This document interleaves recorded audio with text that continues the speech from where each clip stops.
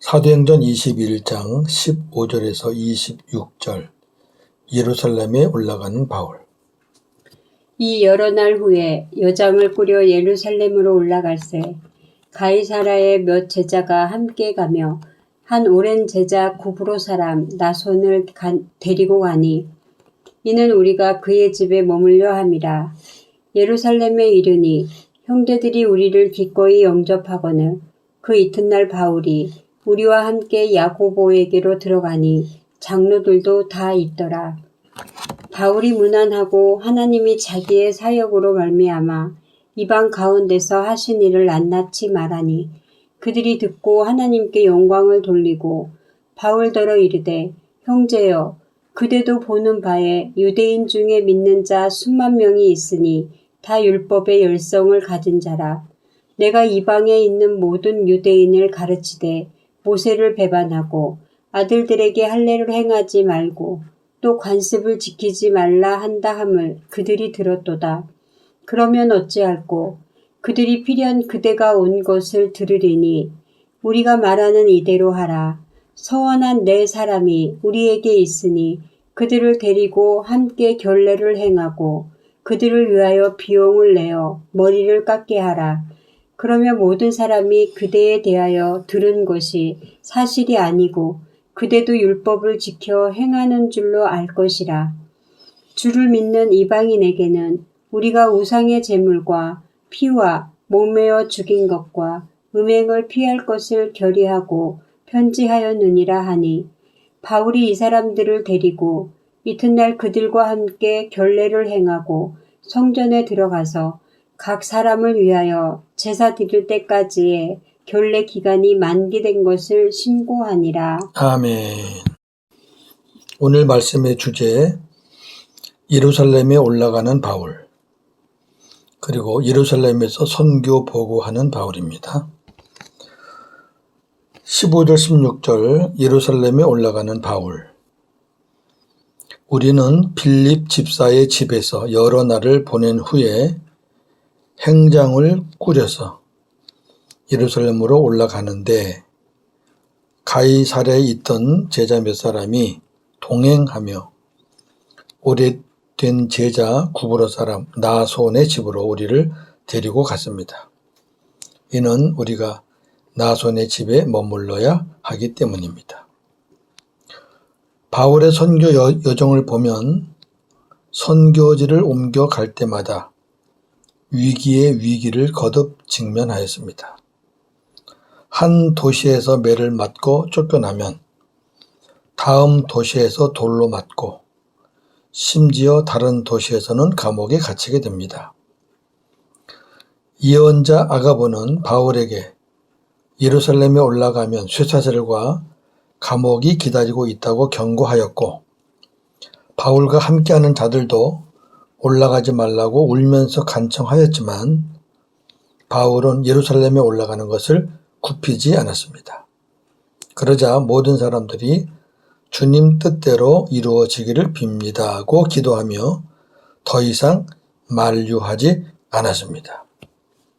자, 그런데 여기서 눈여겨볼 만한 사람들이 있습니다. 그냥 지나칠 수 있는 건데 한번 보겠습니다. 누굴까요? 가이사랴에서 바울이 예루살렘에 가지 못하도록 만류한 제자들이잖아요. 그런데 바울이 죽으면 죽으리라는 단호한 마음으로 예루살렘으로 올라가자 그 중에 몇몇 제자들이 예루살렘에 가는 길이 죽는 길인 줄 알면서도 바울을 따라 나섰다는 것입니다. 참으로 진정한 동력자들입니다. 우리가 그냥 읽으면 그냥 지나칠 수 있는 내용이에요. 그런데 이 제자들이 방금 전에 말렸던 사람들이에요. 가면 죽습니다. 울면서 올라가지 마세요. 바울은 왜 너희들이 울면서 나를 괴롭게 하느냐? 그러면 저나 여러분 같았으면 울고 말리면 그만이잖아요. 바울이 간다는데 그냥 울면서 말리고 그냥 끝나는 게 일반이죠? 그런데 가면 죽을 수도 있는 그 길을 이 제자들이 따라가잖아요. 이름도 없지만 빛도 없지만 이런 자들 때문에 바울의 사역이 힘을 얻는 거죠. 가이사랴에서 예루살렘까지는 이 해발이 높아요. 그 지대가 750m 해발 고지를 따라 약 9km 가는 길입니다. 17절에서 26절 예루살렘에서 선교 보고하는 바울. 예루살렘에 도착한 우리는 형제들의 따뜻한 영접을 받았습니다. 얼마나 반가웠겠어요. 기다리던 사람들도 많았겠죠. 다음날 바울이 우리와 함께 야고보, 여기 야고보는 예루살렘의 공회 지도자, 예루살렘 교회의 목회자, 그 다음에 예수님의 동생, 야고보서의 기록자입니다. 찾아갔는데 장로들도 다 거기에 있었습니다.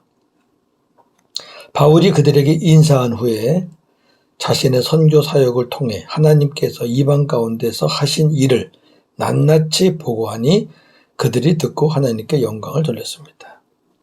바울은 하나님이 뭐 하셨다는 그 얘기밖에 못해요. 자기가 뭐 한 게 아니에요. 내 일을 통해서 나는 그저 순종했는데 하나님이 이렇게 하셨다, 저렇게 하셨다. 그걸 계속 보고하는 거죠. 그랬더니 이제 그들이 야고보와 장로들이 바울에게 이렇게 말하는 겁니다. 사정을 이제 구하는 거예요. 양해를 구한단 말이죠. 형제여, 그대도 알겠지만 유대인 중에 주님을 믿는 사람이 수만 명이나 있는데, 엄청 부흥됐죠? 예. 그들은 모두 율법의 열성적인 사람들이다. 자, 주님을 믿는데 율법의 열성적이다. 이거 굉장히 의미 있어요. 이따가 설명드릴게요. 그들은 그대가 이방에 있는 모든 유대인에게 모세의 가르침을 배반하고 아이들에게 할례를 행하지 말고 관습도 지키지 말라고 가르친다는 말을 그들이 들어서 알고 있다. 그런즉 어떻게 하면 좋을까? 그들은 틀림없이 그대가 여기 온 것을 들을 것이니 우리가 그대에게 말하는 대로 하라. 이게 무슨 말이냐면은 예수를 믿지만 아직도 율법을 지키려고 애쓰는 사람들, 그 사람들이 지금 바울을 벼르고 있다는 거죠. 율법을 폐한다, 성전도 폐한다, 이러니까 오기만 해봐라. 그런 분위기란 말이죠. 이렇게 얘기하는 겁니다. 자, 야고보의 중재안입니다. 이곳에 하나님께 서원한 사람 넷이 있으니 그들을 데리고 가서 함께 정결 예식을 행하고 그들을 위하여 비용을 내어 머리를 깎게 하라. 삭발시키는 거죠. 그러면 모든 사람이 그대에 대하여 들은 소문이 사실이 아니고 그대가 자기들과 같이 율법을 지키며 행하는 줄로 알게 될 것이다. 그리고 주님을 믿는 이방인들에게는 우리가 우상의 제물과 피와 목매어 죽인 것과 음행을 피할 것을 결의하고 편지하였다. 이렇게 말했습니다. 이 우상의 제물과 피와 목매어 죽인 것과 음행을 피하라고 이렇게 중재안을 낸 것도 야고보예요. 이 유대인들은 이방인들이 예수를 믿는 거 좋다. 그러나 율법도 지켜야 되고 할례도 받아야 된다. 그렇지 않으면 안 된다. 그렇게 막 강하게 나오잖아요. 그때 야고보가 중재를 했죠. 베드로 말도 듣고 바울 말도 듣고. 그래서 그들에게 우리가 믿음에 관해서는 타치하지 말자. 그들이 이방신을 섬기면서 갖고 있었던 어떤 삶의 습관들만 고치는 것으로 그렇게 하자 하고 중재안을 냈던 거죠. 지금 또 중재안을 내고 있는 겁니다. 이에 바울이 다음날 4사람을 데리고 가서 그들과 함께 정결 예식을 행하고 성전에 들어가서 각 사람이 정결의 기간이 끝나 예물을 바칠 날짜를 신고하였습니다. 자, 강의합니다. 오늘 본문에 예루살렘의 복음을 듣고 예수를 믿는 유대인들이 수만 명이 되었다고 하였습니다. 대단한 거죠. 하나님의 엄청난 역사죠. 유대인들이 예수를 믿는 사람이 수만 명이라고요. 그런데 문제가 그들이 다 율법의 열성을 가진 자들이었다. 요게 이제 문제예요. 자, 유대인들이 복음을 듣고 예수를 믿는다 해도 율법에서 자유롭지 못한 자들이 많이 있었을 겁니다. 복음 듣고 금방 새로워지는 거 아니거든요. 예. 특히 율법주의자들은 그 율법 버리는데 시간이 많이 걸리거든요. 우리들도 그렇잖아요. 율법으로 살았던 모든 것들, 율법 안에서 목했던 것들, 복음을 듣고 그거 다 버린다는 게 내 의지로 안 돼요. 예. 아직도 그 율법에서 자유롭지 못해가지고 이 복음과 율법을 막 섞어서 말하는 사람도 아직도 있다고요. 유대인들은 나면서부터 율법을 보고 듣고 배우고 지키며 그렇게 살아야 구원을 받는다고 믿었던 사람들입니다. 그러므로 예수를 믿는 유대인이라 할지라도 율법을 버리지 못하는 자들은 예수를 믿고 율법을 행하여야 구원을 받는다고 믿게 됩니다. 갈라디아 교회가 그랬잖아요. 그래, 예수 믿어. 근데 할례는 받아. 율법은 지켜. 절기도 지켜야 돼. 그래야 구원을 받을 수 있어. 이렇게 했잖아요. 바울은 이것을 다른 복음이라고 지적하면서 심하게 책망했잖아요. 갈라디아 1장 6절에서 12절을 참고하시기 바랍니다. 이들은 오늘 이 본문에 나오는 그 유대인들입니다. 믿는 유대인들. 바울이 이방에 있는 유대인들에게 복음을 전하면서 모세의 율법도 버리고 성전도 버리라고 가르쳤다는 소문을 듣고 바울에 대해 지금 악한 생각을 갖고 있었습니다. 그러나 이 소문은 사실이 아닌 거짓 소문이죠. 바울이 모세 율법을 버렸나요? 안 버렸죠. 모세 율법이 구원의 조건이라는 것을 부정한 거지 율법을 버린 건 아니거든요. 성전을 버렸나요? 그런데 왜 이렇게 성전에 오고 싶어 해요? 그 잘못된 오해죠. 오해하고 있는 겁니다. 이 부분에 대해서는 이제 다음 시간에 좀 더 구체적으로 말씀을 드리겠어요. 오늘 4사람이 나오죠. 이 사람들은 하나님께 서원한 4사람인데 나시린입니다. 나시린에 서원을 하는 겁니다.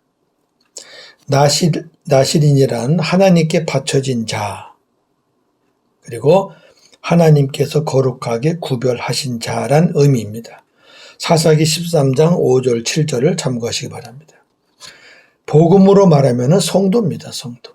성도를 나실인이라 이렇게 말할 수 있습니다. 오늘은 율법으로 보는 겁니다. 이 본문에서는.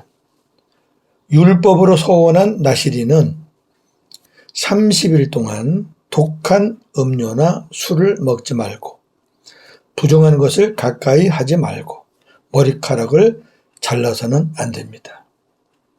한 달 후, 30일 후에 머리카락을 자릅니다. 그리고 성전에 들어가서 7일간 정결 예식을 행하고 제물과 함께 태우는 제사를 드리는 것으로 끝내는 겁니다. 그럼 하나님 앞에 서원이 되는 거예요. 야고보와 장로들은 유대인들의 중상모략을 잠재우기 위해 바울이 이 나시린들 4사람을 데리고 정결 예식에 참여하고 제사에 드는 비용을 바울이 제공할 것을 제안했고 바울은 이를 수락했습니다. 야고보의 지혜로운 중재와 유대인을 얻기 위한 바울의 양보로 큰 고비를 넘긴 것입니다. 할렐루야. 아멘. 지혜가 필요합니다. 말씀을 정리하겠습니다. 바울이 가이사랴에서 예루살렘으로 갈 때 행장을 꾸렸다 그렇게 했습니다. 그것은 옷 한 벌과 지팡이에요. 다른 게 뭐가 있겠어요. 그러나 바울에게 엄청난 행장이 있었는데 복음입니다. 나그네는 짐이 가벼워야 합니다. 주님을 믿는 일은 복되고 귀하지만 주님을 전하고 가르치는 길은 꽃길이 아닙니다.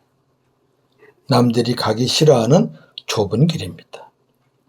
고급 승용차를 타고 가는 길이 아니고 많은 물질을 등에 지고 가는 길도 아닙니다. 이런 것들 때문에 가는 길이 아니라 그 말입니다. 디모데전서 6장 7절에서 9절 보겠습니다. 우리가 세상에 아무것도 가지고 온 것이 없음에 또한 아무것도 가지고 가지 못하리니 우리가 먹을 것과 입을 것이 있은즉 족한 줄로 알 것이니라. 부하려 하는 자들은 시험과 올무와 여러 가지 어리석고 해로운 욕심에 떨어지나니 곧 사람으로 파멸과 멸망에 빠지게 하는 것이라. 아멘. 부하려 하는 자들은 멸망입니다. 그런데 왜 예수를 믿는다는 것을 이유로 부하려고 합니까? 하나님이 필요하시면 주시는 부는 받으세요. 예. 그리고 복음을 위해서 쓰시면 돼. 근데 목적이 부가 되면 안 된다 그 말이죠. 예? 목적이 부가 되어서 하나님을 이용하고 예수를 이용하고 그러면 안 된다는 거죠. 우리가 천국 가는데 마지막까지 가져갈 행장은 두 가지입니다. 하나는 믿음, 복음이죠. 복음을 믿는 거니까. 그리고 자기 영광입니다. 자기 영광하니까 조금 이해가 안 되십니까? 제가 설명을 해드릴게요. 믿음, 복음은 천국에 들어갈 수 있는 티켓과 같습니다. 믿음이 없으면 못 들어가요. 복음이 없으면 못 들어가요. 내 안에 예수 그리스도가 안 계시면 못 들어간다는 말이에요. 아멘. 자기 영광은 천국에 가서 받을 상급을 이 세상에서 준비한 것입니다. 계시록 21장 24절에 보니까 하나님 앞에 갈 때 다 자기 영광을 가지고 들어간다 그랬어요. 이 땅에서 엉터리로 산 사람은 자기 영광이 없어요. 받을 게 없어요. 그래서 우리가 상급을 받기 위해서 믿음으로 복음으로 살아야 되는 거죠. 그 나머지 것들, 신앙 연수, 직분, 물질 이런 것들은 믿음으로 살기 위해서 필요한 것들이에요. 신앙 연수 필요하죠. 직분 필요합니다. 물질 필요합니다.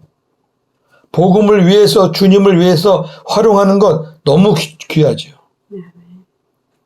그렇지 않으면은 이건 오히려 독이 되죠. 이런 것들을 우리가 하나님 나라 갈 때 가져갈 수 있는 게 아니죠. 율법으로 사는 사람은 그 짐을 자기가 지기 때문에 무거워요. 그런데 복음으로 사는 사람은 주님이 짐을 지시기 때문에 가벼워요. 마태복음 11장 28절에서 30절 참고하시기 바랍니다. 여러분 짐이 무겁습니까? 가볍습니까? 오늘도 복음으로 승리하시는 하루가 되기를 주님의 이름으로 축원합니다. 아멘. 하나님, 오늘 바울이 가이사랴에서 예루살렘으로 올라갑니다. 예루살렘에 가서 야고보와 장로들을 만나 선교 보고를 합니다. 모두가 다 하나님께 영광을 돌렸습니다. 야고보의 지혜와 그리고 바울의 큰 양보로 아주 위험천만한 순간을 무사히 잘 넘겼습니다. 예수님도 옷 한 벌과 지팡이만 갖고 전도를 하셨습니다. 바울이라고 뭐 다른 것이 있었겠습니까? 그러나 예수님 안에는, 바울 안에는 복음이 있습니다. 어디 가서 누구에게도 줄 수 있는 복음이 있었습니다. 하나님, 우리가 천국까지 가는 길이 쉬운 길이 아닌 줄 압니다. 편안하게도 얼마든 살 수 있습니다. 넓은 길에서 놀 수도 있습니다. 좋은 차 타고 다니면서 물질 펑펑 쓰면서 부귀영화 누릴 수도 있습니다. 그렇게 사는 사람이 하나님 앞에 가서 받을 상급을 이 세상에서 준비할 수가 있을까요? 우리가 하나님 앞에 갈 때 복음이 있는 믿음과 자기가 받을 상급, 자기 영광을 가지고 들어가는데, 하나님, 우리는 복음으로 살기 때문에 다 주님께 내려놓았고 또 주님이 우리 짐을 다 지셨기 때문에 우리는 가볍게 주님만 따라갑니다. 아직도 율법의 무거운 짐을 지고 있는 사람들이 있습니까? 내려만 놓으면 됩니다. 수고하고 무거운 율법의 짐을 지는 사람들아, 다 내게로 오라. 내가 너희들을 편히 쉬게 해주겠다. 내가 주는 짐은 가볍다.